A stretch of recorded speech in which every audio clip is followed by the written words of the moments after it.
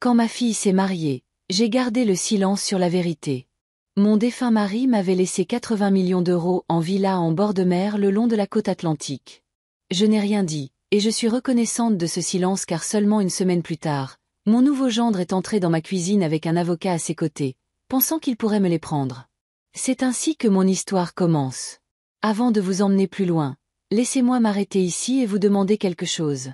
Si des histoires comme celle-ci résonnent en vous, si vous croyez en la force tranquille et en une justice qui ne crie pas mais se tient droite, s'il vous plaît, aimez cette vidéo, abonnez-vous et activez la cloche de notification. Votre soutien maintient en vie des histoires comme la mienne et aide à construire une communauté de personnes qui comprennent ce que signifie protéger sa dignité. Maintenant, laissez-moi revenir à ce jour. Le jour où j'ai réalisé que le silence m'avait sauvée. Tout a commencé au mariage de ma fille. Une grande réception tenue dans l'une des vieilles salles de bal de La Rochelle. Tout en lustre et parquet ciré. Tout le monde était sur son 31. La musique était douce, les rires plus forts. Mais quand je suis entrée dans la salle, tenant le corsage que j'avais épinglé à ma propre robe, j'ai immédiatement remarqué où il m'avait placé. Table 14, près de la sortie de secours, cachée derrière une haute colonne d'orchidées blanches. Je me suis assise tranquillement, j'ai lissé les plis de ma robe et j'ai regardé ma fille Lydia entrer dans la pièce dans sa robe de mariée. Elle était radieuse. C'était la mienne. Pourtant, j'étais placée comme une pensée après coup, à peine visible sur les photographies qui seraient partagées plus tard. Ce n'était pas un accident. Les familles ne commettent pas d'accident comme celui-là. De ma table, à moitié masquée, j'ai souri quand même. J'ai applaudi quand les autres applaudissaient. J'ai levé mon verre quand le toast a été porté. À l'intérieur, cependant, quelque chose s'est fracturé. J'ai pensé à toutes les années où j'étais restée au pied de son lit quand elle avait de la fièvre. Aux nuits où je corrigeais des copies à la faible lumière de son berceau, quand j'étais encore institutrice, invisible. C'était le rôle qu'on me donnait dans sa nouvelle vie. Et donc, je suis restée silencieuse. Je n'ai pas parlé des villas que son père, Richard, avait construites avec le labeur de sa vie. Il les appelait les maisons du vent et du sel. 20 ans de contrats de construction, de réparation après les tempêtes et de sueur versés dans une chaîne de propriétés s'étendant de l'île de Ré à l'île d'Oléron. Chaque acte de propriété portait son nom, et avant de mourir, il les a transférés dans une fiducie avec mon nom au centre. Je le revois encore dans ces derniers jours. Sa main, grande, calleuse après des décennies de travail, agrippant la mienne avec une force surprenante. Sa voix était basse, urgente, presque suppliante. « Hélène, dit-il, ne le dis à personne. Ne signe rien. Un jour, tu comprendras pourquoi. » À l'époque, je ne savais pas ce qu'il voulait dire. Maintenant, je sais. Car une semaine après ce mariage, j'ai entendu frapper à ma porte d'entrée. J'ai ouvert pour trouver Étienne, mon tout nouveau gendre, debout, dans une chemise repassée, un sourire trop poli pour être sincère. À côté de lui se tenait un inconnu, un homme en costume sombre portant une mallette, un avocat. « Mère, commença Étienne avec un ton trop suave pour appartenir à la famille. Nous avons pensé passer pour vous aider avec quelques papiers importants, juste pour nous assurer que vous êtes en sécurité maintenant que vous vivez seul. » Ils m'ont suivi dans la cuisine. J'ai posé ma tasse de thé sur la table, la vapeur s'enroulant encore vers le haut. L'avocat a fait glisser un épais dossier sur le bois. Sur la couverture, en lettres noires et grasses, mandat DE protection future. Étienne a souri à nouveau, posant légèrement la main sur le dossier. Ce n'est qu'une formalité. Lydia et moi voulons nous assurer qu'on prend soin de vous, que rien ne puisse jamais arriver aux villas, aux comptes bancaires, enfin, à tout ce que votre mari a laissé derrière lui. Ma cuillère a glissé contre le bord de ma tasse avec un doux tintement métallique. Le son était infime, mais il a résonné en moi comme une cloche. Ce son m'a dit la vérité. Ils n'étaient pas là pour me protéger. Ils étaient là pour me dépouiller de la chose même que Richard avait travaillé à préserver. J'ai regardé le dossier. J'ai regardé Étienne. Je n'ai rien dit. Le silence est redevenu mon armure. Et c'est là que la véritable histoire commence. Je devrais vous dire qui je suis pour que vous compreniez la femme qui était assise dans cette cuisine avec le dossier d'un avocat poussé sur sa table. Je m'appelle Hélène Marleau. J'ai 67 ans. Pendant la majeure partie de ma vie, j'ai été institutrice à Saint-Valentin-sur-Mer, un petit village côtier près de La Rochelle. J'ai appris aux enfants à lire leurs premières phrases, à compter les pommes sur une page, à se tenir devant la classe et à dire leur nom clairement. La patience était ma profession. La dignité était ma boussole. Maintenant, Je vis seule dans une modeste maison à 2 étages peinte de ce bleu pâle que Richard appelait autrefois vert de mer. Les volets sont blancs, bien que la peinture ait commencé à s'écailler sur les bords. Devant, j'entretiens un petit jardin où des rosiers grimpent sur un treillis que Richard a construit pour moi il y a des années. Les rosiers sont têtus. Même lorsque les tempêtes s'acharnent sur eux, ils reviennent au printemps avec un parfum qui me rappelle les vœux que nous avons faits quand nous étions jeunes. À l'intérieur de ma maison, chaque chose a sa place. La bouilloire est sur la cuisinière, polie par des années d'utilisation. Une rangée de tasses à thé est soigneusement suspendue au-dessus de l'évier. Sur l'étagère du couloir repose une petite boîte en métal, l'ancien coffre-fort de mon mari, éraflé par les déménagements entre les chantiers à l'époque de la construction. Dans ce coffre-fort, il n'y a pas seulement des actes de propriété et des documents, mais des morceaux de notre histoire, des photographies au bord corné, des lettres que Richard écrivait lorsqu'il voyageait pour le travail, l'acte de naissance de notre unique enfant. C'est plus qu'un contenant pour du papier. C'est le coffre de notre vie. Je porte la clé de ce coffre dans la poche de mon gilet. Toujours. Elle est en laiton, lourde pour sa taille, chaude de la chaleur de mon corps. Parfois, quand je suis nerveuse, je ferme la main autour d'elle comme si je tenais à nouveau la main de Richard. Cette clé n'est pas seulement du métal. C'est une réassurance. Chaque matin, je prépare le thé avant que le soleil ne soit complètement levé. Je pose 2 tasses sur la table par habitude, bien que je ne boive que dans une seule. La vapeur s'enroule, douce et silencieuse. La tasse vide n'est pas pour un invité qui arrivera. C'est pour le souvenir de Richard, qui s'est assis en face de moi pendant 42 ans, qui cherchait ma main même en silence. Le rituel m'ancre. Il me rappelle que même si je suis seule dans cette maison, je ne suis pas sans présence. Richard était un bâtisseur dans tous les sens du terme.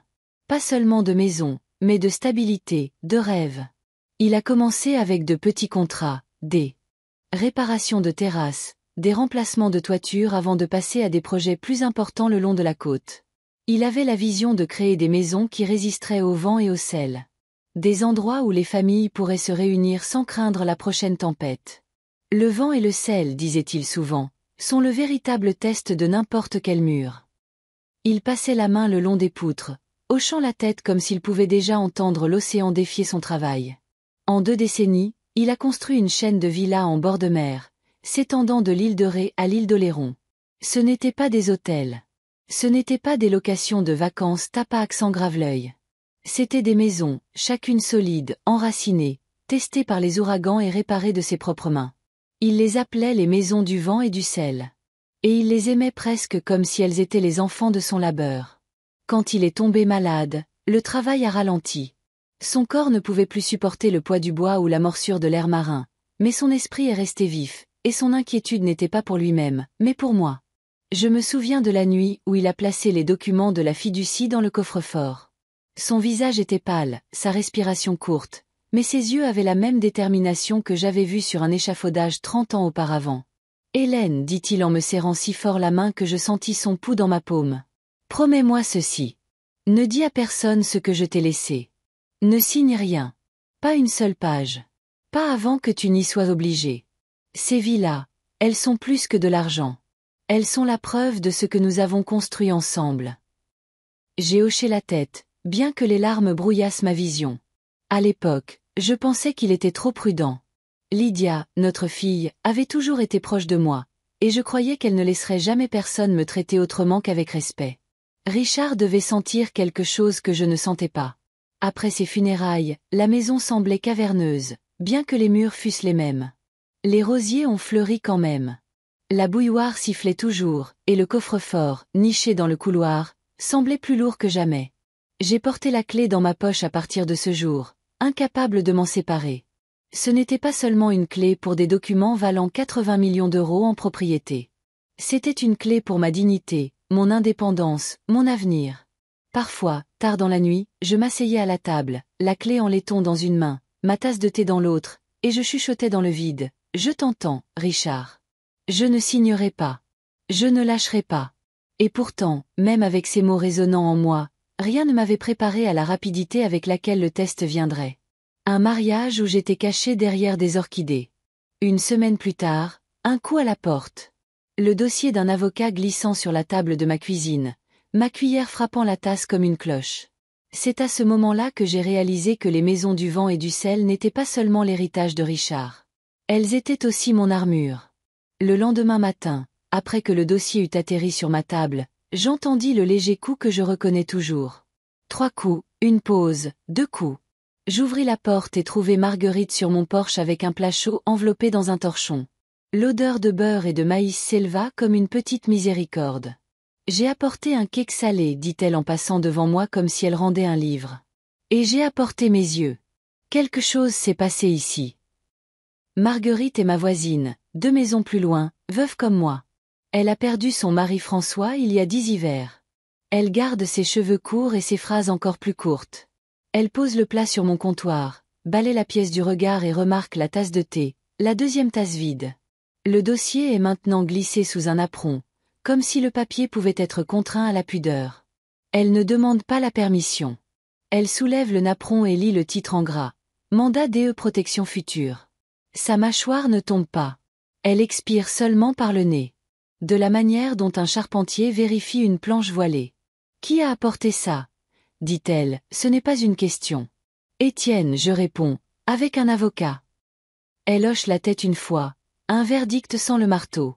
Je les ai vus partir. L'homme en costume se pavanait comme s'il possédait ta maison. Nous nous asseyons à la table de la cuisine. Je sers le thé. Marguerite refuse le lait. Je coupe le cake et regarde la vapeur s'élever. L'odeur rend la pièce moins semblable à une salle d'audience et plus à une cuisine à nouveau. Elle prend une bouchée, pointe avec le coin de sa part. Dis-le à voix haute, Hélène. Ils veulent que je signe, dis-je. Ils disent que c'est pour ma sécurité. Marguerite mâche lentement. Elle me donne le temps de retrouver mon équilibre. Elle pose son gâteau et s'essuie les doigts sur le torchon. Ne laisse pas le silence devenir des chaînes. Transforme-le en armure. La phrase atterrit là où commence ma colonne vertébrale. Je me sens me redresser. Armure, je répète. Elle tapote le dossier. Une signature comme ça, c'est une porte qui ne s'ouvre que dans un sens. Demande-moi comment je le sais. Alors je le fais. Marguerite me parle du printemps qui a suivi la mort de François. D'un neveu qui appelait chaque dimanche avec une voix de miel. Il a dit le mot protection si souvent que ça a commencé à ressembler à un cantique. Il a apporté un notaire et un bouquet sur son porche le même après-midi. Quand elle a hésité, il a ri et a dit au notaire de leur donner 1 minute. Le rire n'avait pas sa place dans un salon. Elle n'a pas signé. Il n'a plus jamais appelé. Ce silence-là, dit-elle, a fait mal, mais il a guéri. L'autre sorte, celle où tu signes pour que la pièce se taise, cette blessure-là ne se referme pas. Je sors la clé en laiton de la poche de mon gilet et la fais tourner dans ma paume. Marguerite la voit. Elle voit toujours ce que j'essaie de cacher. Elle hoche la tête en direction du coffre-fort dans le couloir. Richard t'a laissé plus que du papier, dit-elle. Il t'a laissé une façon de te tenir debout. Je regarde les rosiers par la fenêtre. Le treillis qu'il a construit avec des restes de cèdre tient toujours. J'entends les mots de l'avocat. Garantie, efficacité, aujourd'hui. J'entends les mots de Richard. Ne signe pas. Ma poitrine se serre, non pas de peur, mais de clarté. Étienne m'a appelé mère, dis-je, le mot mince sur ma langue, comme si le mot lui-même était une clé. Marguerite renifle, un son sec. Les gens adorent le mot famille quand ils ont besoin d'un raccourci vers votre vie. Les clés appartiennent aux propriétaires, pas aux visiteurs. Nous mangeons dans un rythme simple. Tranche, gorgée, respiration. Marguerite demande les faits comme une infirmière vérifie les signes vitaux. Qui a rédigé le document? Qui en profite? Qui tient le stylo quand le stylo tremble? Elle écoute sans interrompre. Quand je fais une pause, elle me donne une liste. Ça ressemble à une liste de courses, ce qui me calme. Voici ce que tu fais aujourd'hui, dit-elle. Tu appelles Jacques Dubois, l'homme en qui ton Richard avait confiance. Tu établis une règle et tu l'écris. Pas de document sans avocat. Projet de document à l'avance. Réunion programmée par ton avocat. Mets la règle sur une fiche près de ta porte. S'il te traite de difficile, appelle ça de la mesure. Je souris, un petit sourire reconnaissant. Marguerite a une façon de transformer la peur en verbe.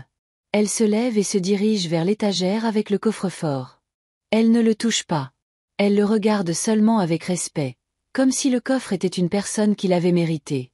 Les gens pensent que la force, c'est le volume, dit-elle.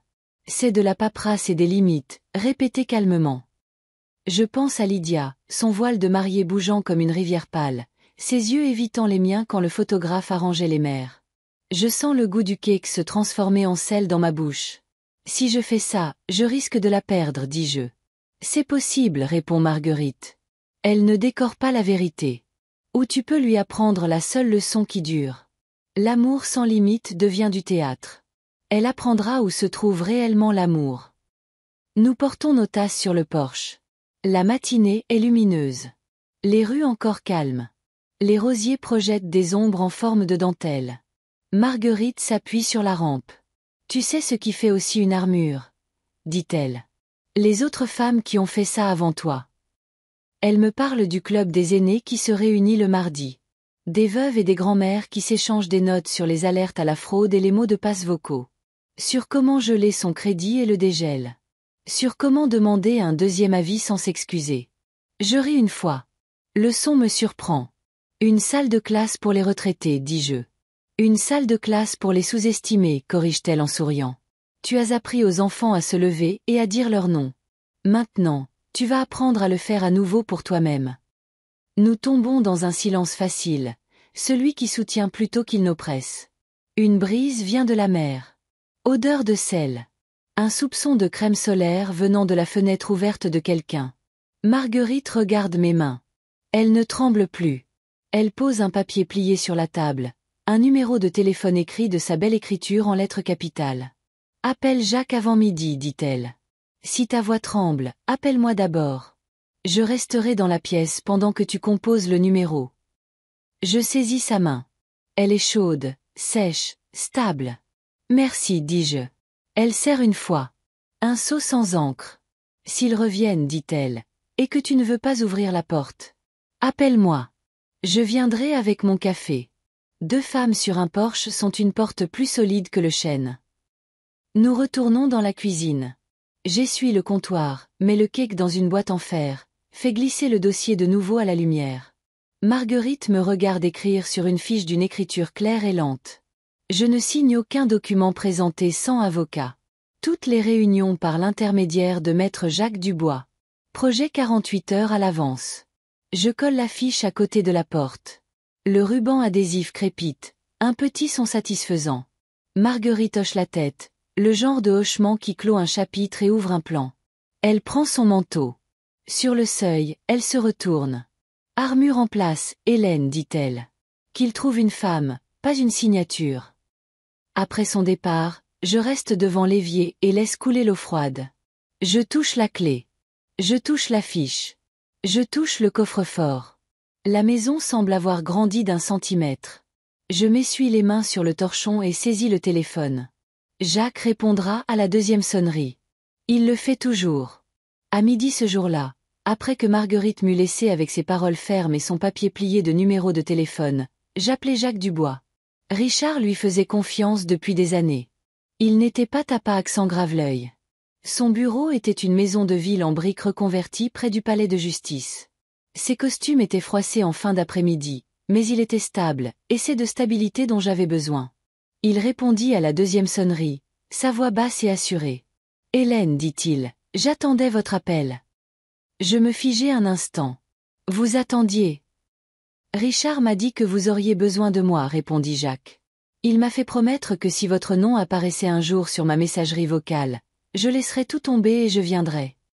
Fidèle à sa parole, il fut à ma porte 1 heure plus tard. Il portait une mallette en cuir éraflée sur les bords, épaisse de dossiers. Sa présence emplit la cuisine sans bruit.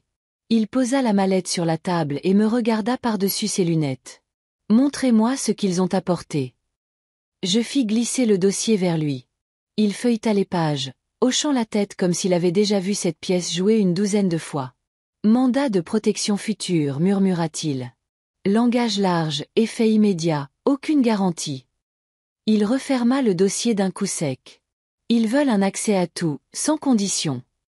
Mon estomac se noua. Je serrai la clé en laiton dans ma poche, sentis sa morsure froide. Richard m'a dit de ne pas signer. Il a dit que je comprendrais un jour. Jacques se pencha en avant. Ses yeux s'adoucirent, mais sa voix portait du poids. Il avait raison, Hélène. Ce que Richard vous a laissé n'est pas seulement de l'argent. Ce n'est pas seulement une propriété. C'est une forteresse. Il a construit ses villas comme il construisait ses maisons, couche par couche, renforcées contre la tempête. La fiducie qu'il a mise en place est plus qu'un simple formulaire juridique. C'est son mur de pierre autour de vous. Une forteresse, répétai-je, goûtant le mot. Oui. Ce n'est pas un trésor à piller. C'est une citadelle où se tenir. Il l'a conçue pour que personne, ni enfant, ni gendre, ni étranger en costume ne puisse la prendre sans votre consentement et sans l'accord de la loi. Mais les forteresses ont besoin d'entretien. C'est là que nous commençons. Il ouvrit sa mallette et en sortit des formulaires soigneusement agrafés. Nous allons réenregistrer les actes de propriété au service de la publicité foncière pour les rafraîchir à votre nom. Nous allons geler votre crédit auprès des 3 agences pour que personne ne puisse ouvrir de compte contre votre identité. Nous allons établir une directive de soins de santé nommant Marguerite comme votre personne de confiance avant Lydia, pour que personne ne puisse utiliser la maladie pour arguer de l'incapacité.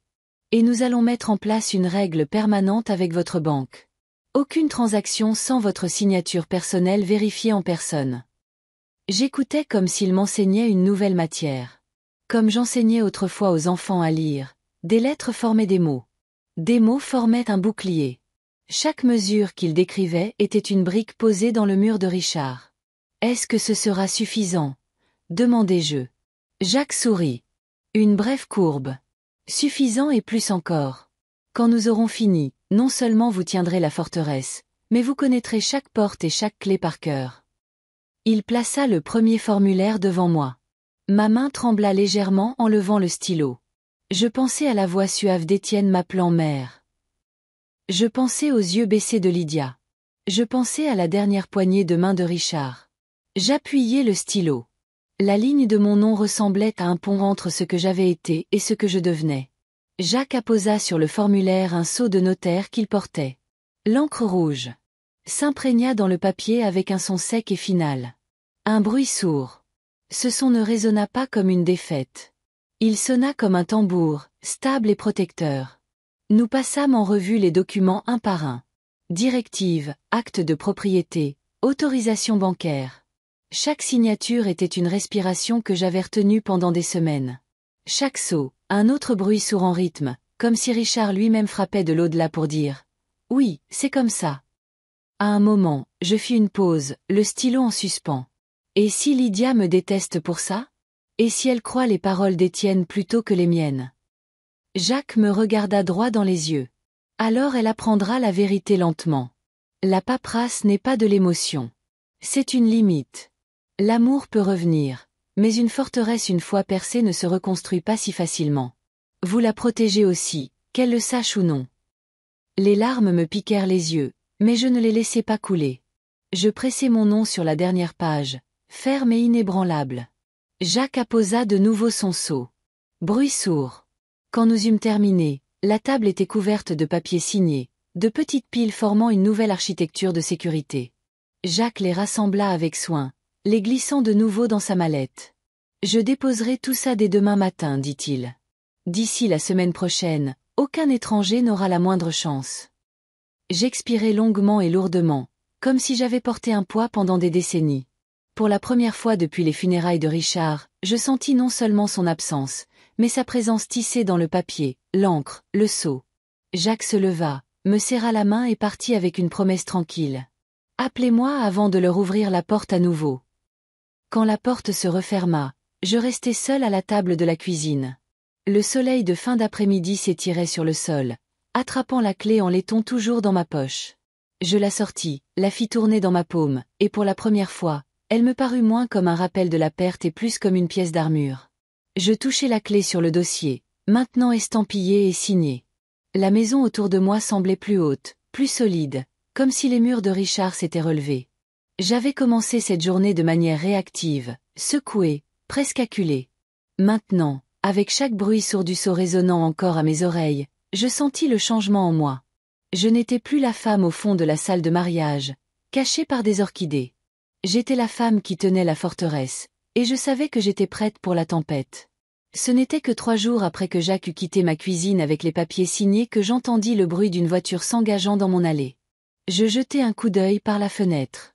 Lydia sortit la première, lissant la jupe de sa robe, ses yeux se dirigeant vers les rosiers le long de mon porche comme s'ils pouvaient expliquer sa nervosité. Derrière elle venait Étienne, sa main reposant légèrement dans son dos, la guidant vers la porte avec la confiance de quelqu'un qui croyait que le sol lui appartenait. Je ne me suis pas précipitée pour les accueillir. Je les ai laissés sonner 2 fois, puis j'ai ouvert la porte lentement. L'air entre nous était lourd de politesse, cette sorte de politesse fragile qui se fissure sous son propre poids. « Mère, dit Étienne, souriant comme le fait un vendeur qui répète devant le miroir. Nous avons pensé passer pour prendre de vos nouvelles. Nous nous inquiétons, vous savez, avec vous seul dans cette maison. » Lydia a insisté pour que nous venions. Les yeux de Lydia vacillèrent à ces mots. Elle hocha la tête, mais le mouvement était petit, presque réticent. Je m'écartai. « Entrez, dis-je. » Ils s'installèrent à la table de la cuisine où Richard et moi avions passé des décennies à partager le thé. Je plaçai des tasses devant eux, bien que seule Lydia touchât la sienne. Étienne étendit ses mains sur le bois comme pour le réclamer. « Vous avez eu tellement de responsabilités sur vos épaules, commença-t-il. Les villas, l'entretien, les impôts. Lydia et moi voulons simplement alléger votre fardeau. Nous voulons prendre soin de vous. » Lydia tendit la main sur la table, effleurant mes doigts. « C'est vrai, maman. Nous restons parfois éveillés en pensant à vous ici. Et si quelque chose arrivait et que personne n'était là? Vous ne devriez pas avoir à porter tout ça toute seule. » Leurs voix se superposaient comme des vagues, des mots constants et insistants habillés des vêtements de l'inquiétude. Mais en dessous, j'entendais le calcul. La cadence d'Étienne était trop suave. Les phrases de Lydia trop polies, comme si elles avaient été répétées dans la voiture en venant. Je ne répondis pas immédiatement. Au lieu de cela, je remuai mon thé, la cuillère cliquant contre la porcelaine à un rythme régulier. Le silence s'étira, non pas gênant, mais délibéré, comme la pause entre 2 mouvements d'une symphonie.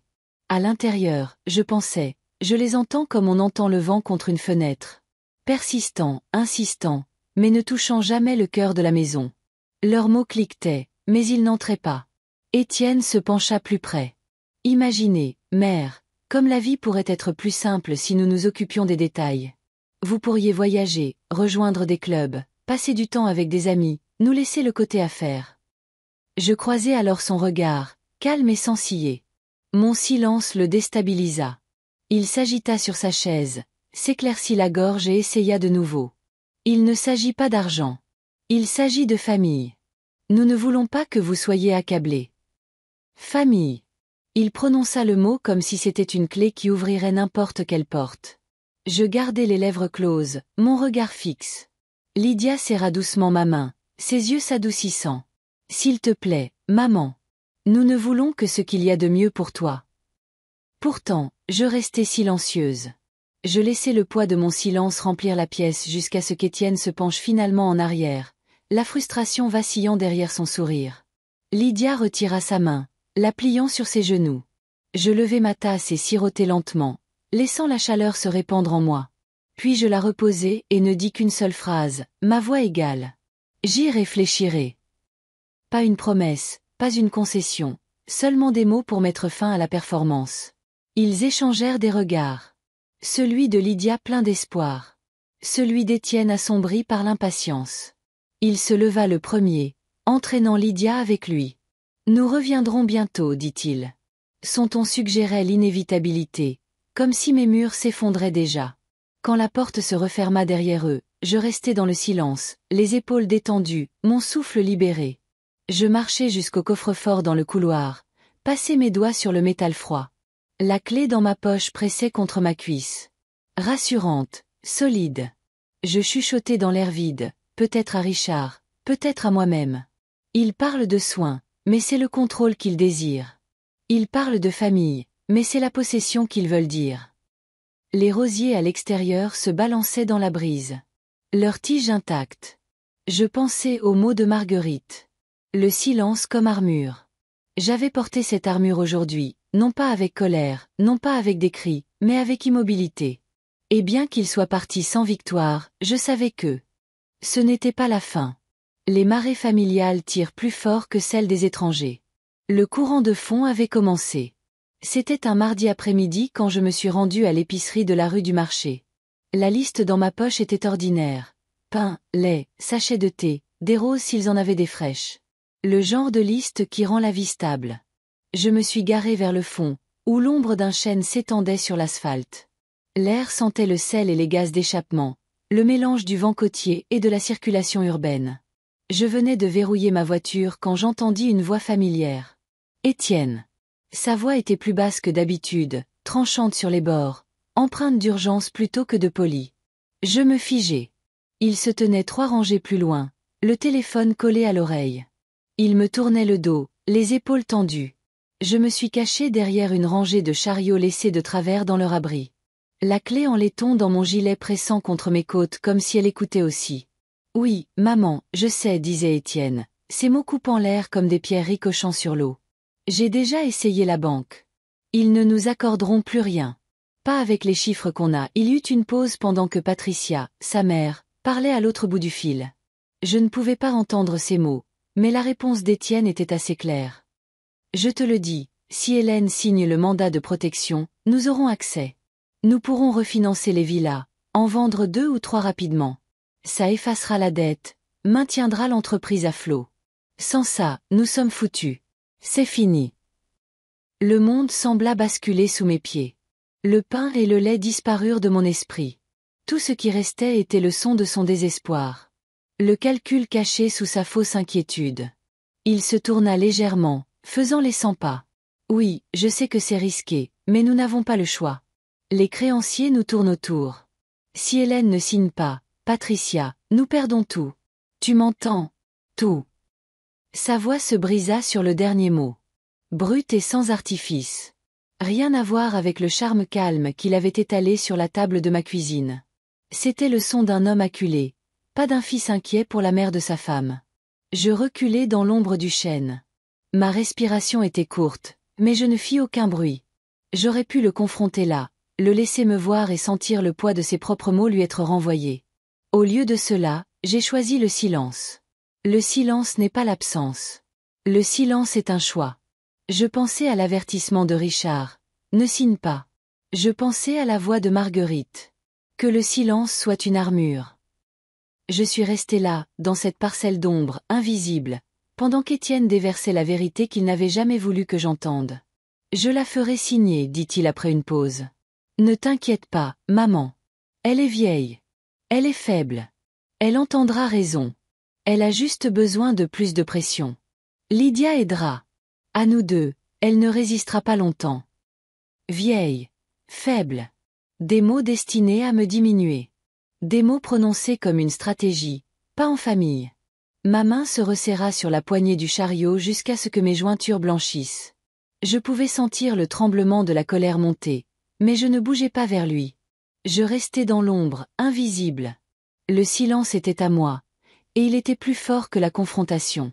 Une mouette cria au-dessus de ma tête, atterrissant près d'un sac de chips tombé. Étienne jura à voix basse, se retourna vers sa voiture et partit, parlant toujours au téléphone. J'attendis que le son de son moteur disparaisse avant de sortir. Le parking était redevenu ordinaire. Des chariots cliquetaient. Des enfants riaient près de l'entrée. Une femme chargeait des oranges dans son coffre. Mais pour moi, tout avait changé. J'entrai dans le magasin, pris du pain et du lait comme une femme qui n'avait pas juste entendu une trahison. Mais à l'intérieur, je portais quelque chose de plus lourd que des courses. Je portais la connaissance que la gentillesse d'Étienne était un costume. Son mariage avec Lydia, un masque couvrant le désespoir. Je portais la preuve que cela ne me concernait pas, ni même Lydia. Il s'agissait de dettes, d'échecs, de survie, et ils voulaient m'utiliser comme leur bouée de sauvetage. Quand je suis rentrée à la maison, j'ai posé les courses sur le comptoir. J'ai fait du thé, versant l'eau lentement pour que la vapeur s'enroule dans l'air. J'ai mis 2 tasses comme toujours. J'ai chuchoté vers celle qui était vide. Richard, tu avais raison. Il ne s'agissait jamais d'amour. Il s'agissait de désespoir déguisé en devoir. J'ai soulevé la clé en laiton de ma poche et l'ai posée à côté de la tasse de thé. Son poids sur la table était stable, immuable. Je pensais aux mots d'Étienne, vieille, faible, et sentis le contraire monter en moi. Je n'étais pas diminuée. J'étais définie. Je n'avais pas besoin de le confronter dans ce parking. La vérité s'était révélée d'elle-même et elle m'appartenait seule. C'était suffisant. Le silence, une fois de plus, était devenu mon armure. Et cette fois, il semblait incassable. Il était tard dans l'après-midi quand j'entendis une voiture s'arrêter. Le moteur plus silencieux que le camion d'Étienne. Je jetai un coup d'œil à travers le rideau et vis Lydia sortir seule. Elle remonta lentement l'allée, ses talons cliquant contre la pierre comme des coups hésitants avant même que sa main n'atteigne la porte. Quand j'ouvris, je vis ses yeux déjà rouges, son visage pâle. Elle serrait son sac à main contre sa poitrine comme s'il pouvait la protéger. « Maman, murmura-t-elle, sa voix se brisant. S'il te plaît, on peut parler. » Je m'écartai, la laissant entrer. La maison sentait le thé et les roses du jardin. Elle s'assit à la table où tant de choses s'étaient déjà déroulées. Je posai une tasse devant elle, mais elle n'y toucha pas. Elle agrippa le bord de la table à la place, les jointures blanches. Puis les mots éclatèrent, bruts et vifs. « Pourquoi ne me fais-tu pas confiance? Pourquoi ne crois-tu pas que je veux t'aider? Tu m'as toujours fait confiance avant. Pourquoi pas maintenant? » Ses larmes coulèrent rapidement, striant ses joues. Je la regardais, ma fille, l'enfant que j'avais autrefois tenu contre ma poitrine quand les fièvres secouaient son petit corps. La petite fille que j'avais accompagnée à l'école le premier jour. L'adolescente que j'avais attendue quand elle rentrait tard. Chaque souvenir me pressait, m'incitant à la prendre dans mes bras, à l'apaiser comme je le faisais autrefois. Ma main se leva, instinctivement, mais à mi-chemin de la table, elle faiblit. Au lieu de tendre la main vers la sienne, je la posai doucement sur ma tasse de thé. La porcelaine était chaude sous ma paume. Mon silence s'étira dans l'espace entre nous. La voix de Lydia s'éleva, aiguë de chagrin. « Étienne dit que tu penses que nous essayons de tout prendre. Comment peux-tu croire ça? C'est mon mari. Il veut s'assurer que tu es en sécurité. Et moi? Je suis ta fille. Pourquoi ne peux-tu pas voir ça? » Ces mots perçaient, mais je tins bon. À l'intérieur, je pensais, je t'entends, mais j'entends aussi le vent. Rapide, insistant, ne touchant jamais le cœur de la maison. Finalement, je parlais. Ma voix était basse, délibérée. Lydia, je te fais confiance. Je te fais assez confiance pour avoir gardé le silence sur ce que ton père m'a laissé. Je t'ai fait confiance avec ma fierté quand je me suis assise à cette table de mariage, cachée derrière des fleurs. Je t'ai fait confiance quand j'ai cru que tu me verrais toujours comme faisant partie de ta vie. Mais la confiance n'est pas la même chose que de signer. Elle tressaillit. Alors, tu ne m'aimes plus. Je me penchai en avant, ma main reposant toujours sur la tasse de thé. Les limites ne sont pas l'absence d'amour. Elles sont la façon dont l'amour survit sans être tordu. Si je signe, je perds plus qu'une propriété. Je perds la chance d'être encore ta mère, pas ton fardeau, pas ta banque. En disant non, je t'aime de la seule manière que je peux encore. Sa lèvre trembla. Elle secoua la tête. Étienne dit. Je la coupai, mon ton plus ferme. Étienne dit beaucoup de choses. Je l'ai entendu avec sa mère. Il ne parlait pas de soins mais de dettes. D'entreprises prêtes à s'effondrer, d'utiliser ma signature comme leur corde de sauvetage. Si tu l'avais entendu, tu saurais la vérité. Je sais. Son inquiétude n'est pas pour moi. C'est pour lui-même. Son souffle se coupa. Elle baissa les yeux, ses doigts tordant la lanière de son sac. Tu nous as espionnés. J'ai écouté, dis-je. Parce que le silence est parfois la seule façon d'entendre la vérité. La pièce devint silencieuse. Une horloge faisait tic-tac. La bouilloire sifflait faiblement depuis la cuisinière. Ma fille était assise devant moi, déchirée entre la loyauté envers son mari et l'écho de son éducation. Finalement, elle murmura, « Tu ne me pardonnes pas, n'est-ce pas ?» Ma gorge se serra. « Lydia, le pardon n'est pas la question. Le pardon est pour les erreurs du cœur. Il s'agit ici de survie, de la forteresse que ton père a construite pour nous protéger. Je ne peux pas échanger ça, même pas pour toi. Un jour, je prie pour que tu vois que je ne suis pas ton ennemi. Je suis la mère qui garde encore un toit sur ton nom, même si tu ne peux pas l'accepter pour l'instant. » Elle se couvrit le visage de ses mains, ses épaules secouées. Un instant, j'ai failli me lever. J'ai failli faire le tour de la table pour la prendre dans mes bras, mais je suis restée où j'étais. Mon amour devait prendre une forme différente maintenant. Une forme avec des murs.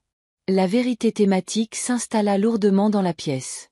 La confiance n'est pas la même chose que de signer. Les limites sont la preuve que l'amour demeure. Lydia leva la tête, les yeux gonflés.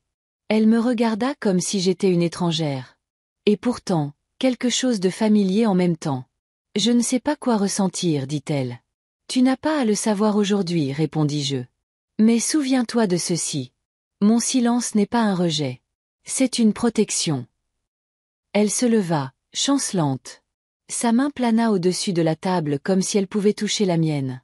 À la dernière seconde, elle se retira, agrippant de nouveau son sac. Elle se dirigea vers la porte sans un autre mot. Je la suivis seulement jusqu'au couloir. La porte se referma d'un clic.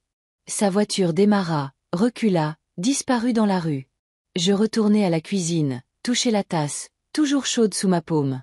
Je chuchotai à Richard, au rosier dehors, peut-être à moi-même. J'ai choisi la ligne aujourd'hui. La ligne qui dit « L'amour et la perte peuvent exister dans le même souffle ». La maison était de nouveau silencieuse, mais en moi le conflit grondait. L'instinct d'une mère d'embrasser, le devoir d'une femme de garder. Je ne savais pas encore ce que cela coûterait. Cette nuit-là, après que Lydia fut partie avec ses yeux gonflés et ses mots inachevés, la maison semblait plus lourde que d'habitude. Les rosiers à l'extérieur frôlaient la fenêtre dans le vent, mais à l'intérieur, tout était immobile. J'ai fait du thé et j'ai posé 2 tasses, bien que j'ai à peine touché la mienne. Ma main a plané au-dessus de la clé en laiton dans la poche de mon gilet, puis s'est éloignée. Même cet ancrage semblait trop lourd à tenir. Je me suis dirigée vers le petit bureau dans le coin du salon, celui où Richard dessinait des plans quand la table de la salle à manger devenait trop encombrée. La lampe projetait un cercle de lumière jaune sur la surface en bois. Dans le tiroir, je gardais une pile de papier à lettres, de couleur crème avec de fines lignes bleues. J'ai sorti une feuille, j'ai décapuchonné un stylo et j'ai laissé l'encre couler. Richard, ai-je commencé, les mots se formant lentement. Ce soir, je me sens à la fois forte et brisée. J'ai tenu bon comme tu me l'as dit. Je n'ai pas signé, mais le coup de maintenir ta forteresse intacte et de voir notre fille s'éloigner de plus en plus de moi. Le stylo grattait, stable mais lourd. J'ai écrit sur le regard dans les yeux de Lydia, la façon dont sa main a plané mais n'a pas touché la mienne. J'ai écrit sur la voix d'Étienne dans le parking, aiguë de désespoir. J'ai écrit sur mon silence à table, comment il a traversé son charme, comment il m'a fait me sentir à la fois puissante et douloureusement seule. Sais-tu ce qui fait mal, Richard? Ai-je écrit. Pas leur cupidité. Pas le papier qu'ils poussent sur la table. Ce qui fait mal, c'est de voir notre enfant, la fille que nous avons élevée avec des histoires pour s'endormir et des crêpes le dimanche, me regarder comme si j'étais l'ennemi.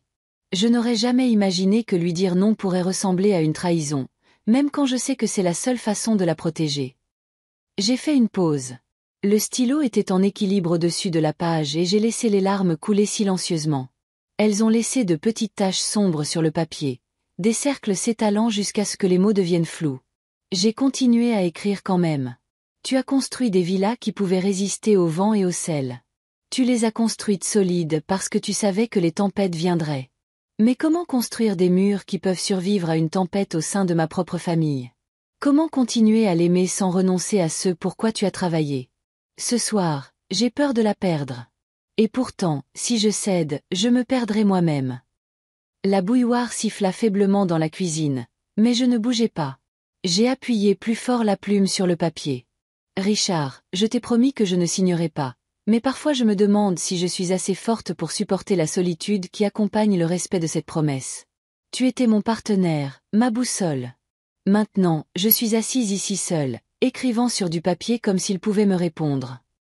Je me suis arrêtée, j'ai regardé l'encre, puis j'ai ajouté une dernière ligne. Si le silence est une armure, pourquoi est-il si lourd sur mes épaules? L'horloge murale a sonné les heures tardives. Mon thé avait refroidi, intact. La 2e tasse était en face de moi. La vapeur avait disparu depuis longtemps. J'ai plié la lettre soigneusement, pressant les plis avec mes doigts. Mon instinct était de la placer dans une enveloppe, de l'adresser comme si le courrier pouvait encore porter des mots aux morts. Mais je savais que non. Ce n'était pas destiné à voyager vers l'extérieur. C'était destiné à se refléter à l'intérieur. J'ai rouvert le tiroir et j'ai glissé la lettre pliée à l'intérieur. Elle a atterri sur une pile croissante. Des lettres écrites dans les mois qui ont suivi le décès de Richard. Aucune d'entre elles n'a jamais été envoyée. Chacune portait un morceau de mon cœur, mes doutes, mes confessions à demi dites. Ensemble, elles formaient un journal de deuil et de résilience, non envoyé mais pas gaspillé.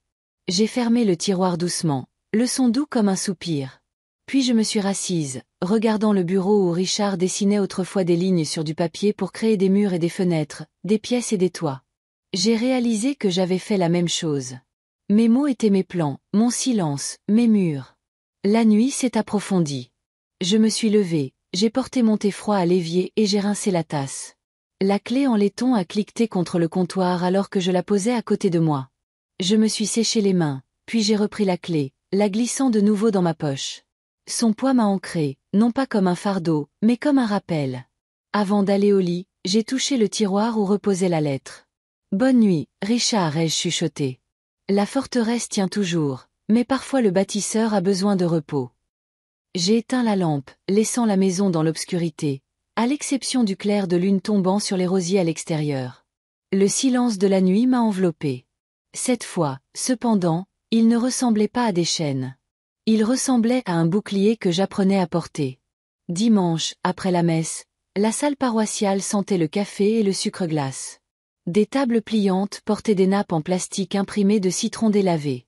Des enfants se poursuivaient entre les chaises tandis que le chef de chœur empilait les cantiques en une tour bien nette. Marguerite passa son bras sous le mien et me dirigea vers une table ronde près du tableau d'affichage. « Assieds-toi, dit-elle.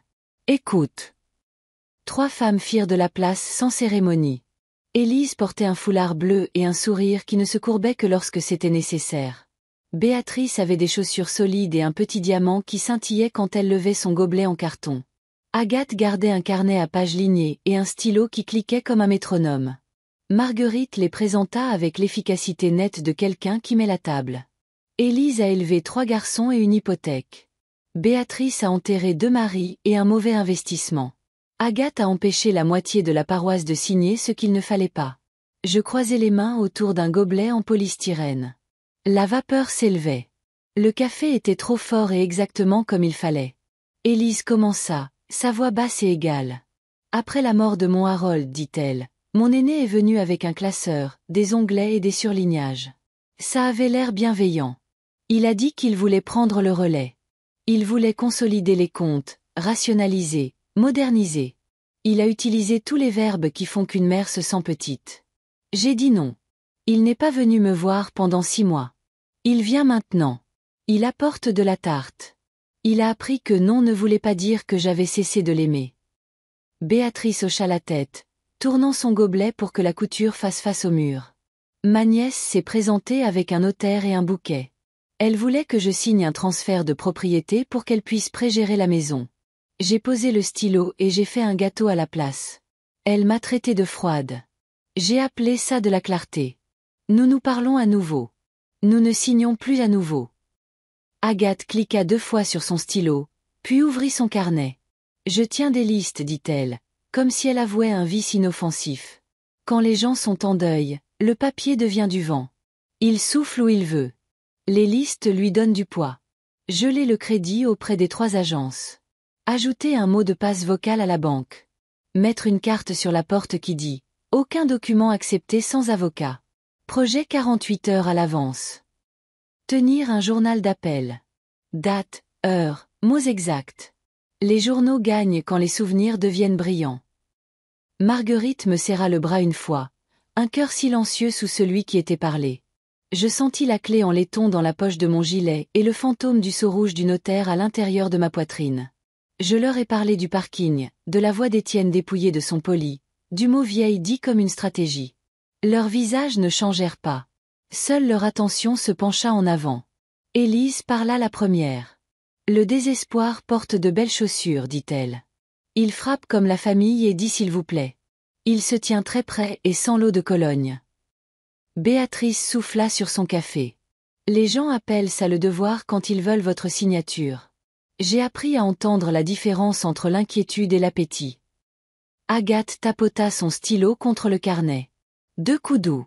Que as-tu dit à ta fille ?» demanda-t-elle. Je lui ai dit que la confiance n'est pas la même chose que de signer. J'ai dit que les limites sont la façon dont l'amour survit.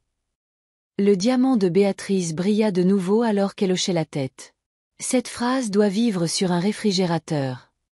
Élise se pencha. Son foulard frôla la table. Dire non, ce n'est pas combattre ton enfant, dit-elle. Dire non, c'est comme ça que tu restes sa mère. Les enfants ne peuvent pas s'appuyer sur de l'air. La pièce se remplit des petits bruits du dimanche, des cuillères touchant les assiettes, du banc du piano raclant le sol, d'un bébé octant puis soupirant. Je regardai ces femmes et sentis mes épaules s'abaisser d'1 centimètre. La solitude qui s'était drapée sur moi depuis le mariage se déplaça. Pas partie, mais partagée. Marguerite cassa un sablé en 2 et posa le plus gros morceau sur ma serviette.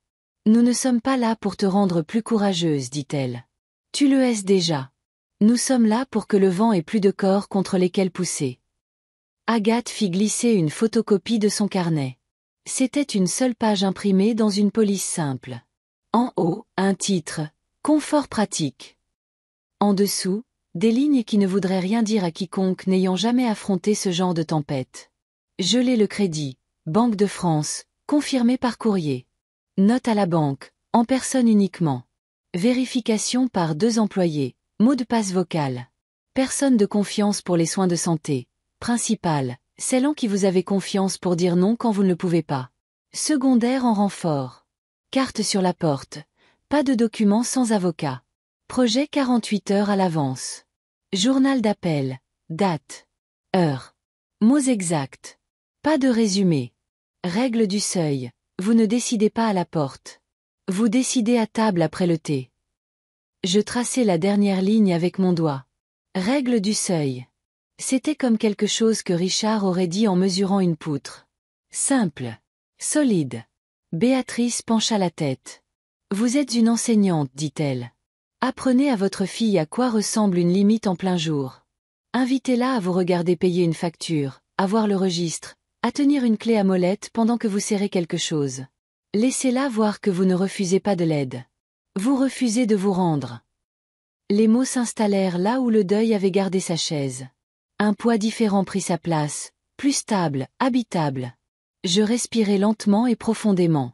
Élise termina son café et se leva en lissant son foulard.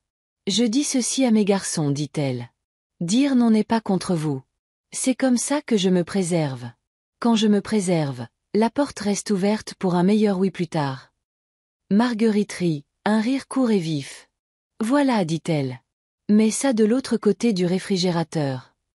Nous nous attardâmes comme le font les femmes quand la conversation a fait son travail, mais que personne ne veut briser le cercle.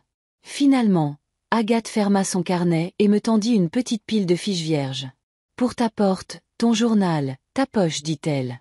Écris proprement. Scotche les coins. Regarde comme les gens parlent différemment quand ils voient une règle. En sortant, la cloche sonna midi.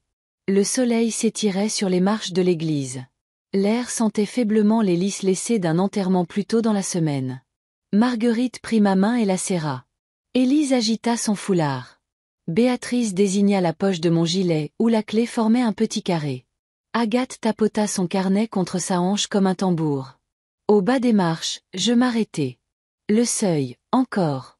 Je regardai en arrière dans la salle où la table tenait encore des miettes et des gobelets en carton et l'empreinte de nos coudes. Le cœur de la sagesse n'avait pas été bruyant. Il avait été précis.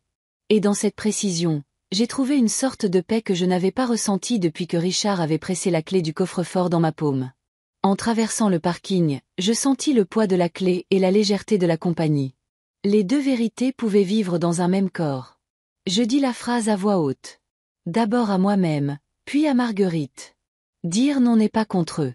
C'est comme ça que je me préserve. Bien, dit-elle. Maintenant, rentre chez toi et colle ça sur ta porte. Le SMS est arrivé un mercredi soir, juste au moment où je taillais les rosiers près du porche. Le téléphone a vibré dans ma poche. J'ai essuyé mes mains sur mon tablier et j'ai lu l'écran. C'était d'Étienne. Vendredi, nous amènerons un notaire. Juste des formalités. Ça ne devrait pas prendre plus de quelques minutes. Pendant un long moment, je suis restée là, dans la lumière déclinante, l'odeur des roses épaisses autour de moi, la clé en laiton pressant contre ma hanche à travers le tissu. Formalité.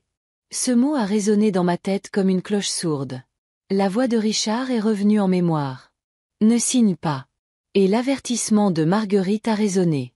Ne laisse pas le silence devenir des chaînes. Fais-en une armure.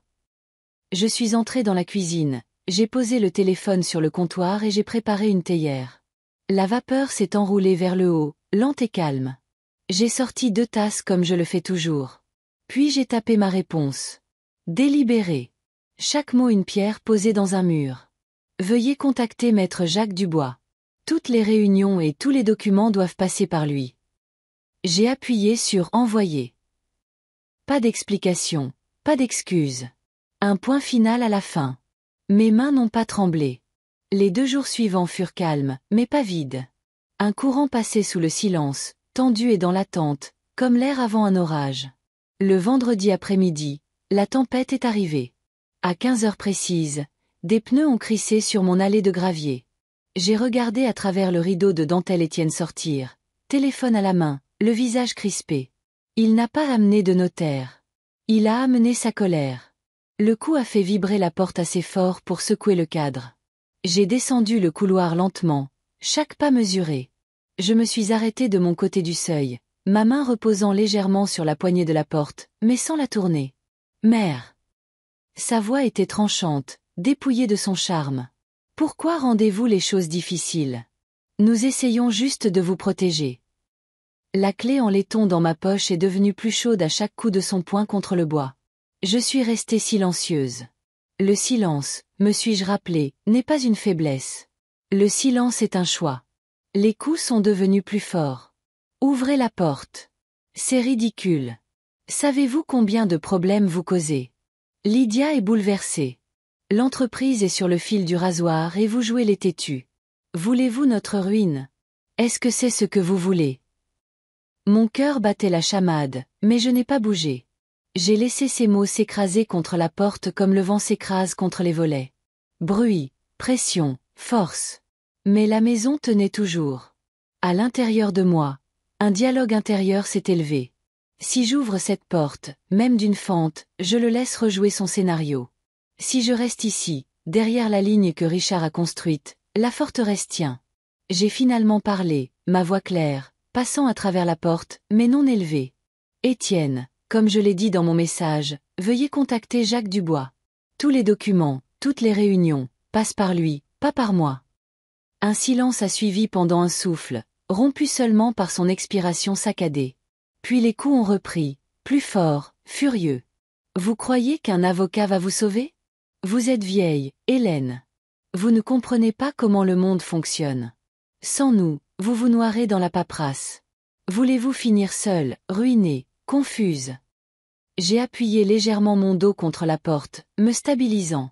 Je ne suis pas confuse, ai-je dit calmement, chaque mot détaché. Cette conversation est terminée. La poignée a été secouée 1 fois, 2 fois, comme s'il pouvait essayer de la forcer. Mon pouls a bondi, mais la serrure a tenu, et moi aussi.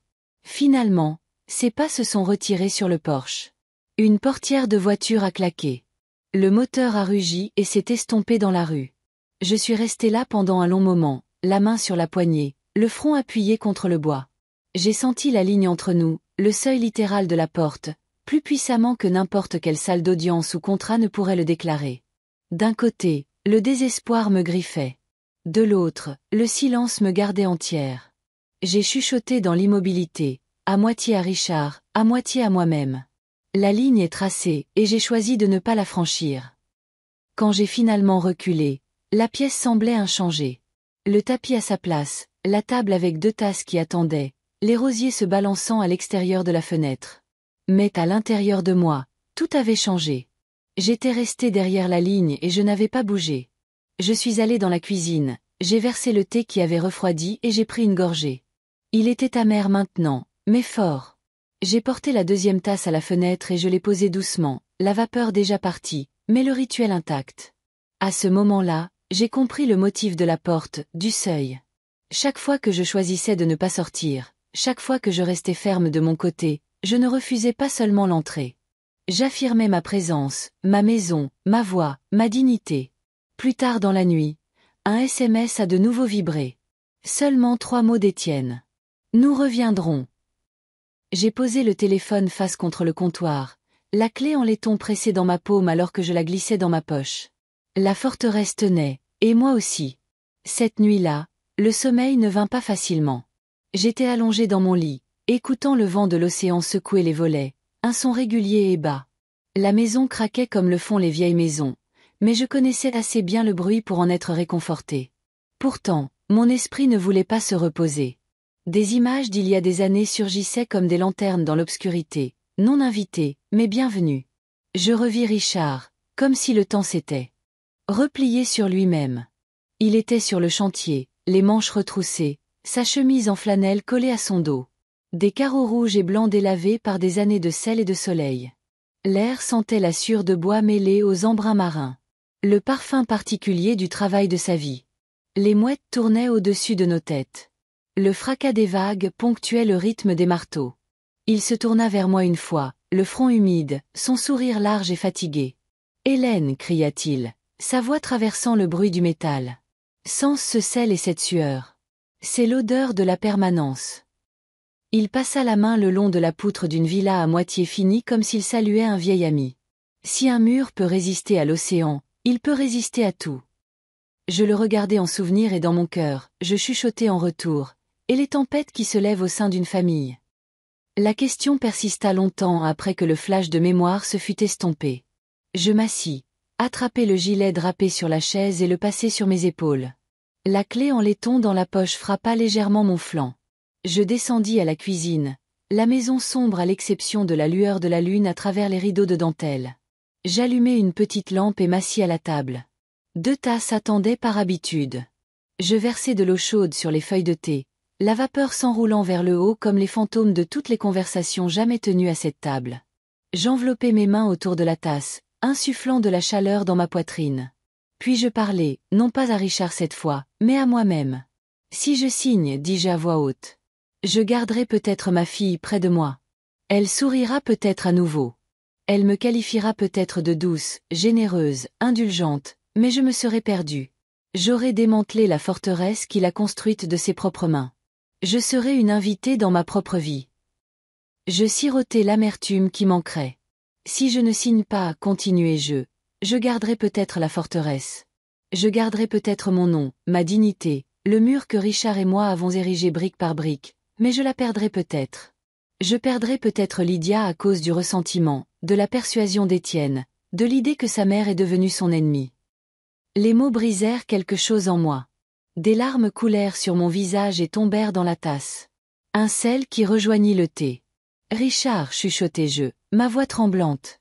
Tu m'as demandé d'être forte, mais la force ressemble parfois à une rupture. Tu as construit des villas pour résister aux tempêtes. J'essaie d'en résister à une aussi. Mais c'est ma propre fille qui presse contre les murs. » Je fermai les yeux et laissai le silence répondre. Il m'enveloppa, lourd et honnête. Un souvenir ressurgit, plus doux cette fois. Lydia a 5 ans, courant pieds nus sur la plage près d'une des maisons presque terminées de Richard. Son rire s'en mêlait aux cris des mouettes. Richard l'avait hissée sur ses épaules, ses cheveux formant un halo doré au soleil. J'étais resté à proximité, tenant le panier de pique-nique, pensant que le monde était solide, incassable. Maintenant, cette même fille me regardait avec suspicion, sa confiance ébréchée par les mots d'Étienne, par son propre désir de réparer ce qui était brisé dans son mariage. Et moi, la mère, je devais décider. Me rendre pour la garder près de moi, ou résister et risquer de la perdre.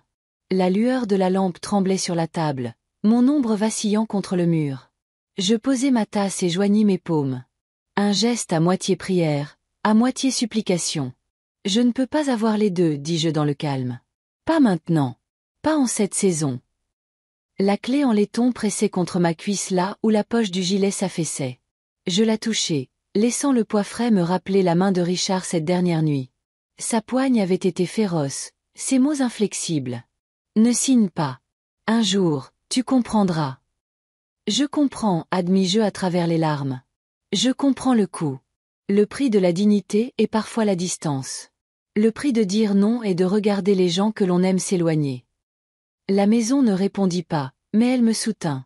Les rosiers à l'extérieur frôlèrent à nouveau le bardage, chuchotant dans le vent.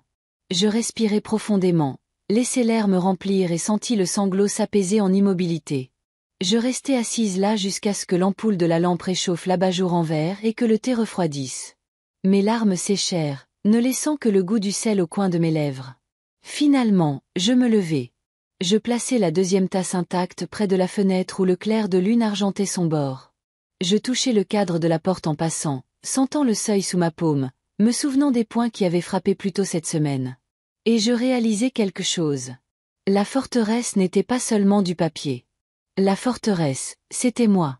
Chaque fois que je choisissais de ne pas signer, de ne pas ouvrir, de ne pas me rendre, je devenais une brique de plus dans le mur. Je retournai au lit, m'allongeai et fermai les yeux. Le sommeil ne vint pas immédiatement, mais la paix, si. Une paix fragile, mais la mienne. La semaine suivante se déroula comme une série de petits pas réguliers, chacun plus ferme que le précédent. Jacques et moi nous sommes rencontrés 3 fois à son bureau, un espace qui sentait les vieux livres et l'huile de citron. Son bureau était encombré de dossiers, mais il manipulait chaque papier comme s'il s'agissait d'une pierre ajoutée à un mur. D'abord, les actes de propriété. Il sortit d'épaisses enveloppes timbrées d'un sceau départemental. Nous allons réenregistrer chaque propriété, expliqua-t-il. Ainsi, la chaîne de titres sera hermétique. Personne ne pourra glisser une réclamation par la petite porte. Je signai ligne après ligne, chaque trait de mon stylo une réaffirmation. Le sceau du notaire frappa avec un bruit sourd. Ce son était devenu le battement de tambour de ma nouvelle vie. Ensuite, les formulaires de désignation de la personne de confiance. Jacques les fit glisser sur le bureau. Ceci décide qui parle pour vous en cas de crise médicale, dit-il. Richard s'est assuré que votre mandataire de soins de santé était clair, mais il doit être mis à jour. Étienne n'a plus aucune légitimité maintenant. Marguerite sera votre mandataire principal, votre médecin secondaire. Je n'hésitais qu'un souffle avant de signer. Le stylo se déplaçait plus facilement qu'auparavant. Le sceau frappa de nouveau. Puis vinrent les blocages de crédit. Jacques fit appeler chaque agence par un assistant juridique sur haut-parleur pour que je puisse entendre les confirmations. Banque de France, FICP. Ma voix éplait mon numéro de sécurité sociale, stable et inébranlable. Les opérateurs récitaient des codes de confirmation, chacun sonnant comme un mot de passe secret. Jacques me tendit des bouts de papier avec les codes à l'encre bleue. Gardez-les en lieu sûr. Ils sont plus solides que n'importe quelle serrure sur une porte. Nous avons également préparé des lettres recommandées. Jacques me fit signer le bas de chaque page avant de les glisser dans des enveloppes, les cartes vertes et blanches déjà attachées à l'avant. Accusé de réception, expliqua-t-il. Preuve de livraison, preuve d'action. À la fin de la 3e réunion, mes mains ne tremblaient plus lorsque je levais le stylo. Elles se déplaçaient avec la certitude tranquille d'une enseignante corrigeant l'orthographe d'un enfant, délibérée et calme. De retour à la maison, j'ai épinglé chaque accusé de réception vert sur le tableau de liège de ma cuisine. Le tableau avait autrefois contenu des photos de classe, des listes de courses et des rappels pour les réunions parents-professeurs. Il affichait maintenant une nouvelle galerie de victoires. Chacun était un drapeau de survie. Ils se tenaient en rangée comme des soldats, et chaque fois que je passais devant, je sentais la main de Richard affermir la mienne. Pendant ce temps, le monde extérieur réagissait. Je l'ai appris d'abord par Marguerite, qui a vu Étienne sortir en trombe de la banque du centre-ville, sa cravate desserrée, sa mâchoire serrée. Elle m'a dit qu'il avait essayé de transférer quelque chose. Elle ne savait pas quoi, mais l'employé a secoué la tête et lui a rendu ses papiers. Plus tard, Jacques l'a confirmé. Étienne avait tenté de changer les adresses postales et les informations sur les bénéficiaires d'un des comptes immobiliers, mais le gel du crédit, les actes de propriété enregistrés et les règles de l'avocat au dossier l'ont arrêté net. Ils l'ont immédiatement signalé, dit Jacques, un rare sourire étirant ses lèvres. Il ne peut plus bouger d'un pouce sans déclencher des alarmes maintenant. La justice par la procédure. Pas de marteau, pas de cri, juste du papier, des timbres, des signatures, des systèmes qui s'emboîtent exactement comme il le devait. J'imaginais Étienne au comptoir, son charme se fissurant alors que l'employé expliquait des politiques qu'il ne pouvait pas contourner, son stylo planant inutilement au-dessus d'un formulaire qu'il ne pouvait pas remplir, sa frustration se déversant sur le parking où personne ne se souciait de l'entendre. À la maison, je me tenais devant le tableau de liège, passant mon doigt sur les cartes vertes épinglées en rangées nettes. Chaque bruit sourd du sceau du notaire, chaque code des agences de crédit, chaque lettre recommandée retournée. Ensemble, ils étaient plus forts que n'importe quel argument. Un soir, Lydia a appelé. Sa voix était plate, comme si elle avait été répétée. Étienne dit que la banque a fait une erreur. Il dit que nous allons arranger ça. J'ai écouté tranquillement, puis j'ai répondu sur le même ton que celui que j'avais écrit à Étienne auparavant. Veuillez tout diriger vers Jacques. Je ne discuterai pas directement des documents ou des comptes. Un silence lourd plana entre nous. Je pouvais presque l'entendre déglutir. Tu ne me fais vraiment pas confiance, murmura-t-elle. J'ai appuyé ma paume contre le tableau de liège, sentant les têtes d'épingle comme de petits clous sous ma peau. Je te fais assez confiance pour rester ta mère, dis-je doucement. C'est pourquoi je ne peux pas signer. Un jour, tu le verras peut-être. Elle a mis fin à l'appel rapidement. Ma main s'est attardée sur le tableau. Cette nuit-là, j'ai préparé du thé et je me suis assise à nouveau avec 2 tasses. J'ai fixé celle qui était vide en face de moi. Richard, murmurai-je. La forteresse a tenu. La tempête a frappé, mais les murs n'ont pas cédé. Les rosiers à l'extérieur se sont pliés sous une rafale de vent, puis se sont redressés. J'ai siroté mon thé lentement, le goût amer, mais qui manquerait. La maison était silencieuse, à l'exception du tic-tac régulier de l'horloge. Le silence ne ressemblait plus à des chaînes. Il ressemblait à un jugement rendu non par la colère, mais par l'ordre, la justice par la procédure, le papier et l'encre devenant le rugissement silencieux de la dignité. Quand je me suis levée pour éteindre la lumière de la cuisine, les accusés de réception verts brillaient faiblement sous la lampe, comme des phares alignés le long d'une côte. Je savais que les tempêtes continueraient à venir, mais les signaux étaient en place. La ligne était tracée, et j'avais choisi de ne pas la franchir. La lumière de fin d'après-midi reposait sur le porche comme un châle chaud. Je me tenais au bord des marches, le tuyau d'arrosage à la main, donnant au rosier une lente gorgée comme Richard me l'avait appris, près des racines, sans éclabousser les feuilles. L'eau s'infiltrait dans le sol et disparaissait. Le son était un doux chuchotement contre le bourdonnement du quartier. Une voiture s'arrêta doucement au bord du trottoir. Le moteur se coupa. Je ne me retournai pas tout de suite. Je finis le buisson sur lequel j'étais, tournai la buse sur une fine brume et la laissai se déposer sur la dernière fleur, une rose corail têtue qui refusait de s'ouvrir complètement. Maman. La voix de Lydia venait de l'allée, pas de l'entrée de garage.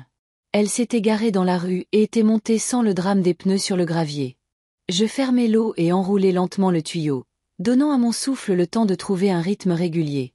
Quand je levai les yeux, elle était à la barrière, les doigts crochus sur le loquet, me regardant comme si je pouvais disparaître si elle clignait des yeux trop vite. Nous sommes restés ainsi un instant. Une mère et une fille séparées par une clôture à hauteur de taille et un mois qui semblait plus long que n'importe quel hiver. La clé en laiton dans la poche de mon gilet touchait ma hanche. Son poids me stabilisait. Le jardin est beau, dit-elle, la voix basse. Il tient bon, répondis-je. Les tempêtes sont venues. Les racines se sont souvenues. Elle ouvrit la barrière et entra, faisant attention de ne pas effleurer les épines. Sur le porche, la moustiquaire était entr'ouverte. Pas ouverte, pas fermée. Une porte entr'ouverte. Mon compromis préféré. Je t'ai apporté quelque chose. Elle souleva un petit sac en papier. À l'intérieur, je vis des citrons et du gingembre. Les ingrédients du thé que je bois quand le sommeil a des arêtes. Elle avait fait attention. Rien que cela a desserré quelque chose dans ma poitrine. Nous nous sommes dirigés vers les marches. Je me suis assise sur la plus haute.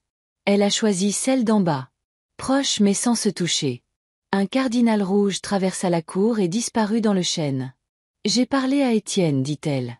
Je lui ai dit que tout devait passer par Jacques maintenant. Il était en colère. Il a dit que je te choisissais au détriment de notre avenir. Elle déglutit. Je lui ai dit que je choisissais ma mère plutôt qu'un plan qui ressemblait à des sables mouvants.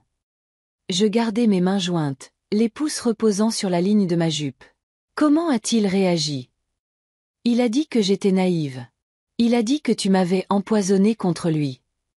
Elle leva alors les yeux vers moi. L'as-tu fait? Non, dis-je. Tu as demandé de l'espace pour réfléchir. Je te l'ai donné. Je laissai le silence s'installer entre nous comme une table dressée pour le thé. Elle fixa ses genoux. J'entends sans cesse ta phrase. La confiance n'est pas la même chose que de signer. J'ai essayé de la détester. Je n'ai pas pu. Elle rit une fois. Le son était fragile et courageux à la fois. Je me suis demandé pourquoi j'étais si désespérée que tu signes. La réponse n'était pas jolie. J'attendis. Parce que je pensais qu'une signature arrangerait tout, dit-elle. Nos factures, sa fierté, l'histoire que je me raconte sur le fait d'être une bonne épouse. Je voulais une porte facile. Ton nom m'a forcé à voir le couloir. Le vent souleva quelques pétales de la fleur la plus proche et les déposa près de sa chaussure. Elle ne les chassa pas. J'ai été cruelle. Avec toi, dit-elle. Pas avec des cris, avec le genre de pression qui porte ton nom comme un manteau. Je suis désolée. Je laissai l'air sortir lentement. Les excuses n'effaçaient pas les semaines, mais elles posaient une planche dessus. Je sais d'où vient cette pression, dis-je. Elle vient de la peur déguisée en devoir. J'ai porté ce manteau aussi. Elle se tourna de nouveau vers la cour. Je ne sais pas ce que je vais faire à propos d'Étienne. Je ne te demande pas de conseil. Je ne te demande pas de le combattre pour moi. Elle hésita, puis ajouta presque dans un murmure. Je te demande du temps. Tu l'as dit. Une minute passa. Le quartier s'installa dans les doux bruits du dîner qui commençait quelque part. Une moustiquaire grinça et claqua un peu plus loin dans la rue. Quelqu'un secoua la poussière d'un paillasson. Le monde gardait sa liste ordinaire. Lydia bougea et leva les yeux. Je pense encore au mariage, dit-elle. Je te vois derrière ces fleurs. J'aurais dû déplacer cet arrangement de mes propres mains. J'aurais dû te demander où tu voulais t'asseoir. J'y ai survécu, dis-je. Toi aussi. Je ne voulais pas de survie, répondit-elle. Je voulais une célébration qui t'incluait. Il n'y avait pas de réponse facile à cela. Je laissai le silence contenir les deux vérités. Ce qui s'était passé. Ce qui aurait dû. Elle plongea la main dans le sac en papier, en sortit un citron, le pressa dans ma paume. Jacques m'a appelé, dit-elle. Il m'a expliqué la fiducie, les déclencheurs, la raison pour laquelle papa a écrit les choses comme il a fait. Il ne m'a pas grondé. Il m'a dit qu'il souhaitait que plus de filles posent des questions avant de demander des stylos. Ça ressemble à Jacques, dis-je. Elle réussit un petit sourire. Il a aussi dit que je pourrais t'amener à son bureau la semaine prochaine pour récupérer des copies des actes de propriété enregistrés. Il a dit que parfois, toucher le papier aide. C'est vrai, dis-je. Les sauts sonnent comme des coups de marteau sans la performance. Nous sommes restés assises avec ça. Le ciel vira au soir. Je pouvais sentir le sel dans l'air, une marée qui tournait quelque part juste hors de vue. Finalement, elle dit ce qu'elle était venue dire. Je vais réfléchir davantage. Je ne te presserai plus. Je ne peux pas promettre que je ne serai pas en colère certains jours. Je peux promettre que je ne confondrai pas la colère avec la permission. Je hochai la tête une fois. Pas de triomphe, de la reconnaissance. Merci, dis-je. Les portes s'ouvrent quand le respect frappe. Sa bouche trembla. Elle la stabilisa avec une profonde respiration. Elle se leva, lissant sa jupe comme elle l'avait fait le jour de son mariage, mais plus lentement, comme si elle désapprenait une habitude. À la barrière, elle s'arrêta, se retourna. Maman. Oui. Je n'ai jamais cessé de t'aimer. Je sentis les mots atterrir dans ma poitrine et y faire de la place. Je sais, dis-je. J'ai gardé la lumière du porche allumée.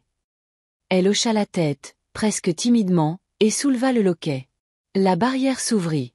Le cardinal appela une fois depuis le chêne, une note brillante. Lydia retourna à sa voiture. Elle ne regarda pas par-dessus son épaule. Elle n'en avait pas besoin. Je ramassai le tuyau, tournai de nouveau la buse en brume et finis la dernière rose. En arrivant sur le porche, je remarquai que la moustiquaire était toujours entr'ouverte, un peu ouverte, un peu fermée. Je la laissai ainsi. Puis je suis rentrée pour mettre les citrons dans le bol, le gingembre sur le comptoir et une bouilloire sur le feu. La clé en laiton tapa contre la table quand je la posai à côté de la planche à découper. Je pressai mon pouce dessus, sentis le métal froid et dis la phrase qui m'avait porté à travers chaque pièce.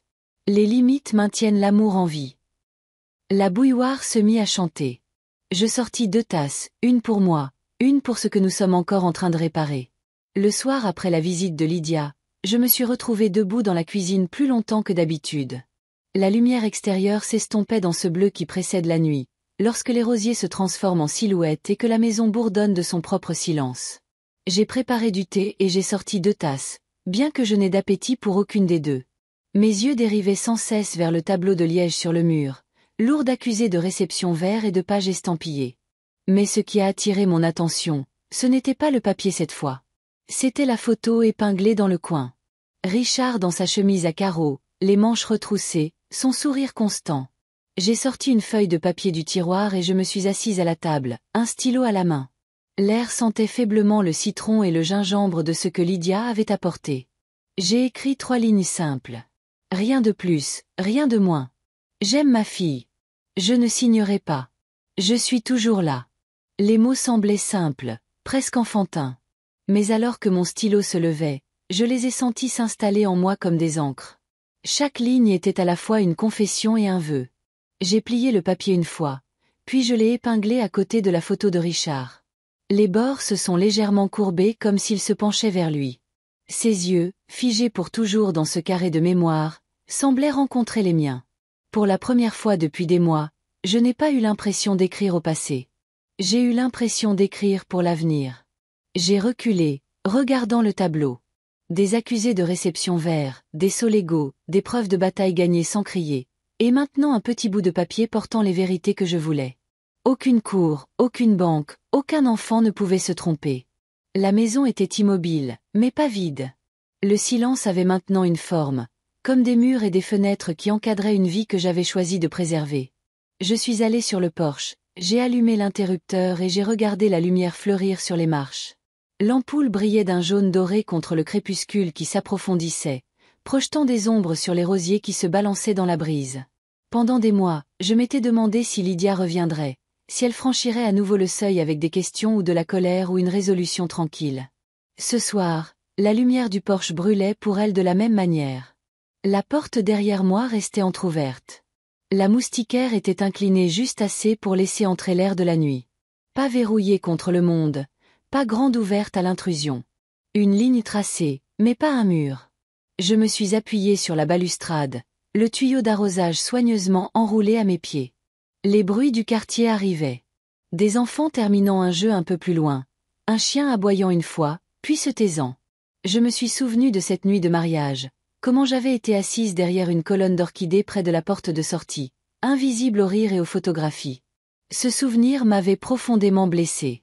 Pourtant, maintenant, debout ici avec la lumière du porche allumée et la porte entr'ouverte, j'ai réalisé quelque chose. Au mariage, j'avais été placée au bord du tableau de quelqu'un d'autre. Un fantôme dans un moment qui était censé m'inclure. Mais ici, dans ma propre maison, avec mes propres limites, je n'étais plus invisible. J'étais la propriétaire de ma vie. Le cercle s'était refermé, mais doucement, comme la marée qui se retire vers le rivage, pas une porte claquée. À l'intérieur, le bout de papier flottait légèrement sous le ventilateur de plafond. J'aime ma fille. Je ne signerai pas. Je suis toujours là. Les 3 vérités coexistaient, sans s'annuler. J'ai touché la clé en laiton dans ma poche une dernière fois avant de la poser sur la table à l'intérieur. Elle n'avait plus besoin de presser contre moi. Elle pouvait reposer, visible, comme une partie de la vie que j'avais choisi de garder. La bouilloire siffla faiblement. Le thé était de nouveau prêt. J'ai versé dans une tasse et j'ai laissé l'autre sur la table, la vapeur s'élevant dans l'air doux. Une pour moi, une pour la mémoire, ou peut-être une pour l'espoir. Alors que la nuit s'approfondissait, j'ai chuchoté dans le silence. Richard, j'ai fait ce que tu as demandé, mais j'ai aussi fait plus. Je suis restée moi-même, et je suis restée une mère. Les rosiers se sont pliés, pris dans une brise, puis se sont redressés une fois de plus. La lumière du porche bourdonnait régulièrement, chaude contre le noir frais. J'ai fermé la porte à moitié, laissant le loquet lâche. Pas fermé, pas rendu. Une porte entr'ouverte, en attente.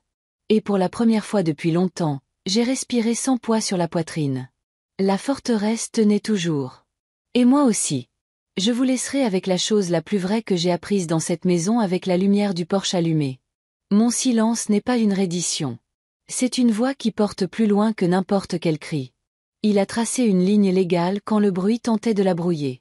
Il m'a gardée entière pour que je puisse continuer à aimer ma fille sans lui remettre la carte de ma vie. Si vous vous tenez à votre propre seuil en ce moment, avec un stylo d'un côté et votre nom de l'autre, entendez ceci d'une femme qui a signé de nombreux bulletins scolaires et très peu d'erreurs. Vous avez le droit de faire une pause. Vous avez le droit de demander des projets de documents 48 heures à l'avance. Vous avez le droit de dire avec gentillesse et une colonne vertébrale: veuillez contacter mon avocat. La dignité n'est pas de l'entêtement. C'est de l'intendance. Les gens vous diront que la paix exige une signature. Parfois, la paix exige une limite. Parfois, l'amour survit parce que vous ne franchissez pas la ligne qui vous effacerait. J'aime ma fille. Je n'ai pas signé. Je suis toujours là. Ces trois choses peuvent vivre dans la même pièce. Avant de nous dire au revoir, j'aimerais savoir d'où vous regardez. Est-ce un matin calme avec une tasse de café chaud, le soleil sur votre table, une liste qui attend sur le réfrigérateur, ou une fin de soirée où des histoires comme celle-ci vous tiennent compagnie, les lumières des porches brillant dans votre rue, une bouilloire sur le point de chanter? Dites-le moi dans les commentaires. Je lis chacun d'eux avec gratitude. Si cette histoire a touché votre cœur, envisagez de vous abonner à la chaîne. Non seulement pour entendre plus d'histoires comme celle-ci, mais pour faire partie d'une communauté qui croit encore en la gentillesse, la guérison et les secondes chances. Ici, nous rendons la justice par la procédure. Nous pratiquons le courage tranquille. Nous gardons la porte entr'ouverte pour le respect. Maintenant, je veux vous demander quelque chose d'honnête. Si c'était vous, garderiez-vous le silence comme je l'ai fait, ou signeriez-vous pour maintenir le calme dans la maison? Échangeriez-vous votre nom contre un moment de tranquillité? Ou maintiendriez-vous votre ligne et feriez-vous confiance à la vraie paix qui peut attendre? Partagez votre réponse. Quelqu'un d'autre qui lit aura besoin du courage que vous avez à donner. Sur le tableau de liège de ma cuisine, les accusés de réception pendent toujours comme de petits phares. La photo de Richard sourit comme il le faisait quand une poutre était bien en place. À côté de lui, mon bout de papier attend. Simple comme un souffle. J'aime ma fille. Je ne signerai pas. Je suis toujours là. Chaque matin, je touche ce papier avant d'allumer la lumière du porche. C'est mon engagement envers mon passé et ma permission pour la journée à venir. Où que vous soyez, j'espère que vous emporterez cette histoire avec vous. Et souvenez-vous de ceci. Parfois, le miracle ne frappe pas à votre porte. Il attend tranquillement que vous soyez prêt à ouvrir votre cœur. Prêt à vous dire oui à vous-même. Prêt à dire non à ce qui vous rendrait plus petit. Prêt à vous tenir dans la maison de votre propre vie sans vous excuser. Prenez soin de vous. Gardez vos papiers près de vous. Gardez votre gentillesse encore plus près. Et si vous devez choisir, choisissez la limite qui laisse l'amour respirer. Je serai là, à table, avec 2 tasses. Une pour la mémoire, une pour l'espoir. La lumière du porche allumée, la porte un peu ouverte, la nuit douce autour des rosiers.